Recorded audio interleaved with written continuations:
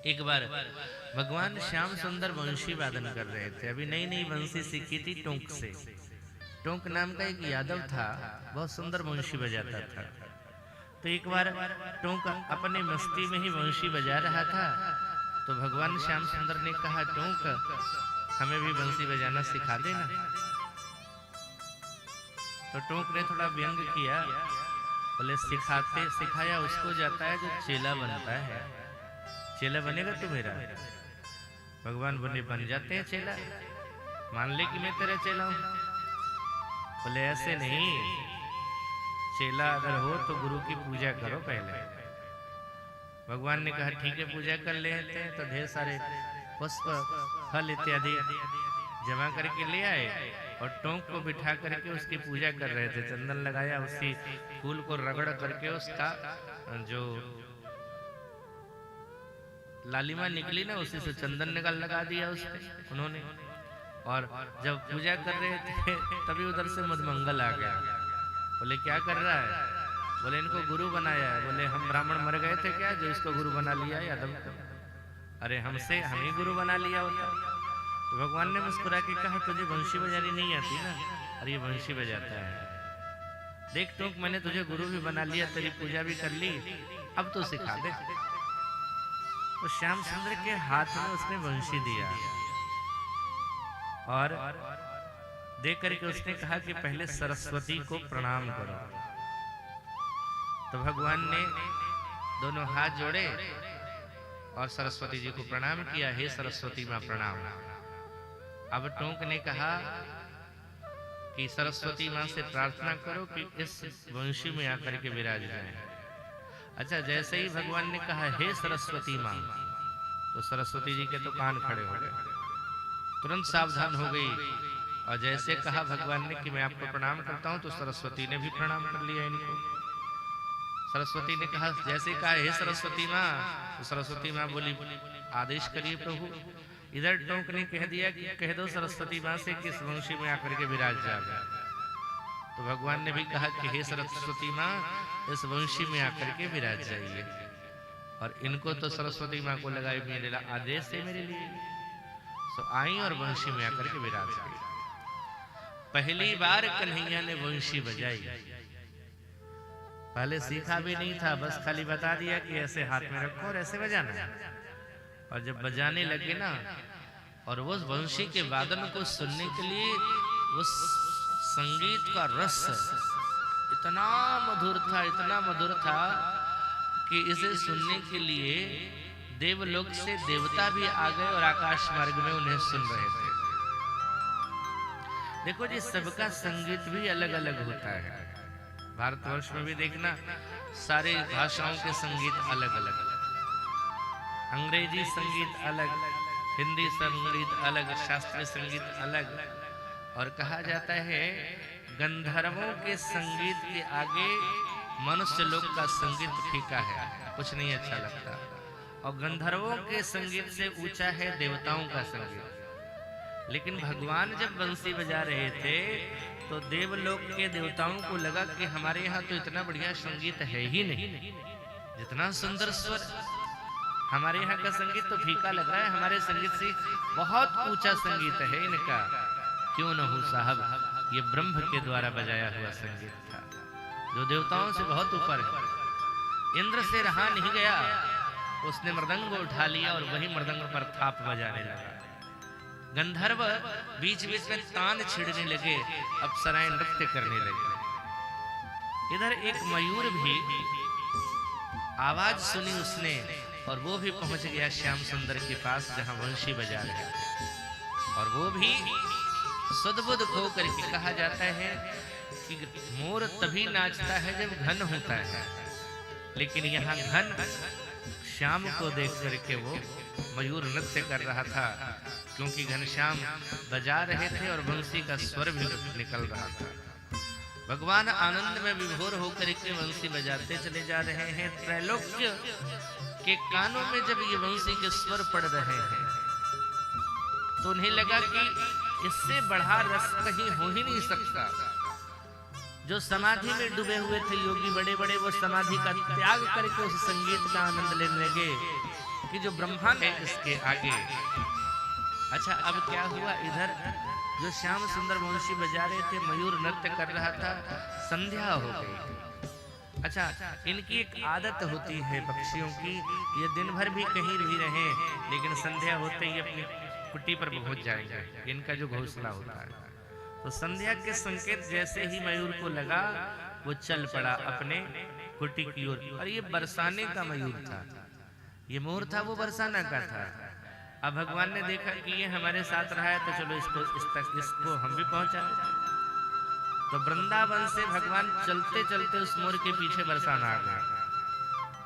आज आप जाकर के देखना कितनी दूरी है, कहाँ वृंदावन और कहाँ बरसाना, इतना दूर भगवान चल करके आ गया। मयूर जब अपनी कुटी पर पहुंच गया तो वह निश्चिंत हो गया कि अब कहीं जाना नहीं है, तो वहीं पर बैठ फिर से श्याम सुंदर खड़े होकर के फिर बंशी बजाने लगे। मयूर फिर नृत्य करने लगा। अब ये आवाज श्री राधिका जी के कानों में गई। वृंदावन में जब बजा रहे थे तब तो वहां नहीं आवाज गई, लेकिन बरसाने में आकर के जब बजाने लगे तो ये आवाज श्री किशोरी जी के कानों में गई। उन्होंने सुना तो जल लेने के लिए यमुना की ओर जा रही थी, लेकिन सीधे वहीं पहुंच गई जहां श्याम सुंदर वंशी वादन कर रहे थे। भाव विभोर होकर के अपने नेत्र को मूंद करके श्री किशोरी जी कन्हैया के द्वारा बजाए हुए वंशी के स्वर का अनुसंधान करने लगी और मग्न होने लगी, उस भाव में डूब गई, संगीत के भाव में। अचानक भगवान वंशी बजा रहे थे, मयूर नृत्य कर रहा था, श्री किशोरी जी नेत्र बंद करके उस स्वर का आनंद ले रही थी। अचानक वंशी बजाते बजाते कन्हैया के नेत्र खुले और सामने देखा श्री किशोरी जी को, पहली बार देखा था। सो जब देखी वृषभानुजा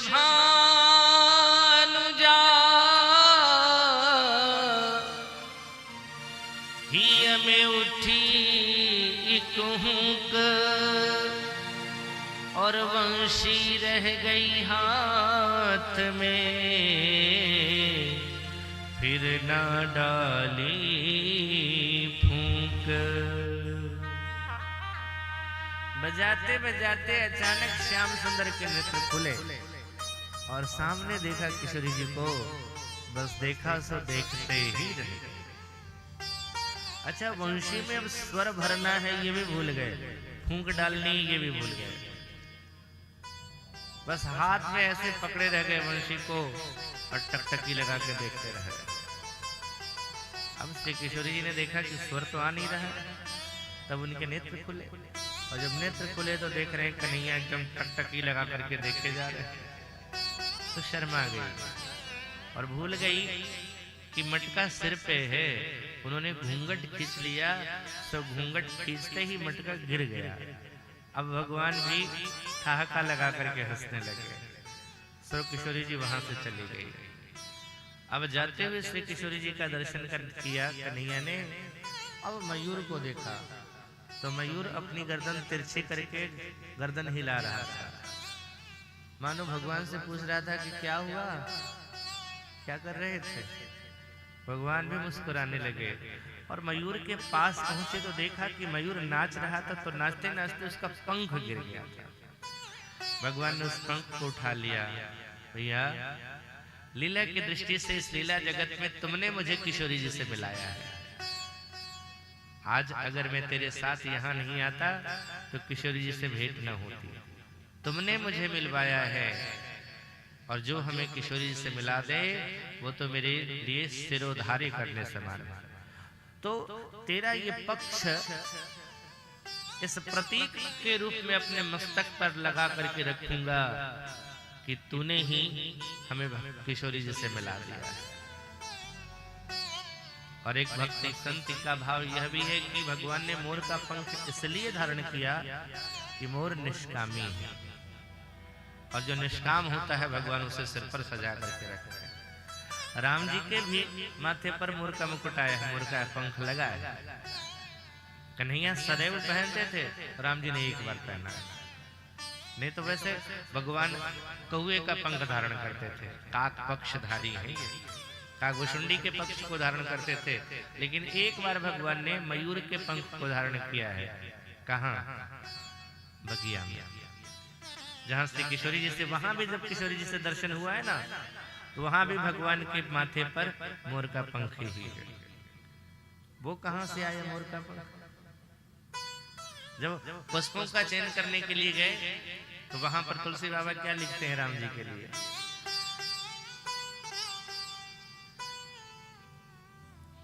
चौहु दिस चितई पूछी माली गन, लगे लेन दल फूल मुदित मन। चौहु दिस चितई पूछी माली गन, लगे लेन दल फूल मुदित मन। चौहु दिस चितई पूछी माली गन, चौहु दिस चितई पूछी माली गन, लगे लेन दल फूल मुदित मन। चौहु दिस चितई पूछी माली गन, चौहु दिस चितई पूछी माली गन, लगे लेन दल फूल मुदित मन। लगे लेन दल फूल मुदित मन। लगे लेन दल फूल मुदित मन। श्री तुलसीदास जी महाराज की पंक्तियों पर ध्यान देना।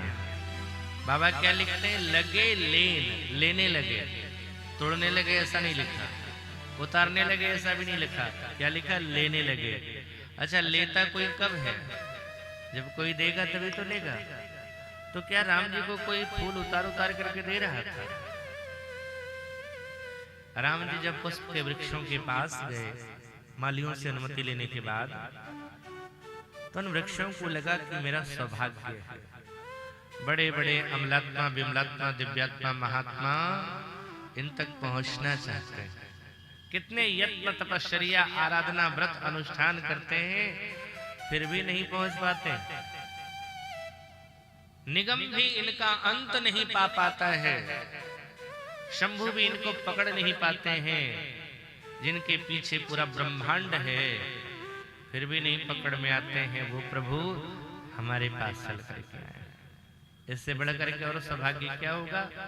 अब हमें अपने जीवन का सर्वस्व न्यौछावर इनको कर देना चाहिए। लेकिन ये सर्वस्व लेके क्या करेंगे? इसलिए अभी जिस लिए आए हैं वही देना चाहिए। तो भगवान जैसे ही अपना हाथ बढ़ाते हैं ना आगे की ओर, मानो पुष्प के वृक्ष अपने पुत्रों को अपने से अलग खुद ही कर लेते हैं। जैसे भगवान ने आगे हाथ बढ़ाया, वो वृक्ष मानो अपने पुष्पों को तोड़ करके इनके हाथ में दे रहे थे। इसलिए लगे लेन दल फूल मुदित मन। अच्छा, जो खिले खिले फूल थे उनको वृक्ष दे रहे थे और भगवान उनको ले भी रहे थे, लेकिन जो अधखिले थे, यानी जो कलियां थी, उनको भगवान न ले रहे थे और न वृक्ष दे रहे थे। तो उन कलियों की आंखों में आंसू आ गए, रोना आ गया उन्हें। काश आज हम खिले होते तो हमारे भाग्य खुले होते। आज हम अपूर्ण हैं, इसलिए भगवान की सेवा में नहीं आ पाए। अधखिले हैं, इसलिए कोई उठा नहीं रहा है, कोई ले नहीं रहा है, भगवान को दे भी नहीं रहा, दिया भी नहीं जा रहा, भगवान ले भी नहीं रहे। तो उनके आंखों में आंसू आ गए। सो इन आंसुओं को लक्ष्मण भैया ने देखा। शरद का महीना था ना, ओस गिरा था, तो लक्ष्मण जी को लगा कि ये ओस नहीं बल्कि आंसू है। तो पूछा, क्यों रो रही हो? उन कलियों ने कहा अपूर्णता पर रोना आ रहा है। आज अगर हम पूर्ण होते ना, खिले हुए होते, अगर आज खिले हुए होते तो प्रभु के हाथ में आ गए होते। अपूर्णता पर रोना आ रहा है। लक्ष्मण जी ने कहा रोने की जरूरत नहीं है, तुम पूर्ण हो या अपूर्ण हो, महत्वपूर्ण यह नहीं है, महत्वपूर्ण यह है कि तुम हो कहां।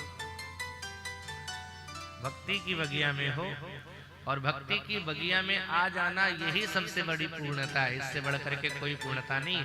योग्यता हो या न हो, योग्य हम हो या न हो, बस भक्ति के पास आ जावे, भक्ति हमारे जीवन में आ जावे। भगवान ने स्वयं कहा है, जाति पाति कुल धर्म बड़ाई, मैं ये सब कुछ नहीं मानता। मानता क्या हूं? मानहूं एक भगति करनाता। लोग जो कहते हैं भगवान विद्वानों को मिलते हैं, लोग जो कहते हैं भगवान धनिकों को मिलते हैं, या ज्यादा आयु वालों को मिलते हैं, या ऊंची जाति वालों को मिलते हैं, तो एक श्लोक उन्हें याद रखना चाहिए। अगर उम्र वाले को ज्यादा मिलते हैं तो ध्रुव को कैसे मिल गए? ध्रुव चक्की किम वयम। अगर धन वाले को मिलते हैं तो किम सुदाम्नो धनम, क्या धन था। का जाति विदुरस्य यादव कते, उग्रस्य किम पौरुषम, भक्त्या तुष्यति केवलम न च गुणै, भक्ति प्रियो माधव। भगवान कुछ और नहीं देखता है। श्री तुलसीदास जी महाराज भी कहते हैं, राम ही केवल प्रेम प्यारा, जानी ले हूँ जो जान निहारा। वो जानने वाले, ज्यादा जानने की जरूरत नहीं है, कोई ज्यादा जानने की जरूरत नहीं है। बस इतना जान लो कि राम को केवल प्रेम अच्छा लगता है। तुम्हारे जीवन में कुछ भी नहीं हो तो भी चलेगा, बस सिर्फ प्रेम चाहिए। सो उन कलियों को लक्ष्मण भैया ने ले लिया। खिले हुए फूल तो राम जी के पास थे, और अध खिले जो कलियां थी वो लक्ष्मण जी के हाथ में।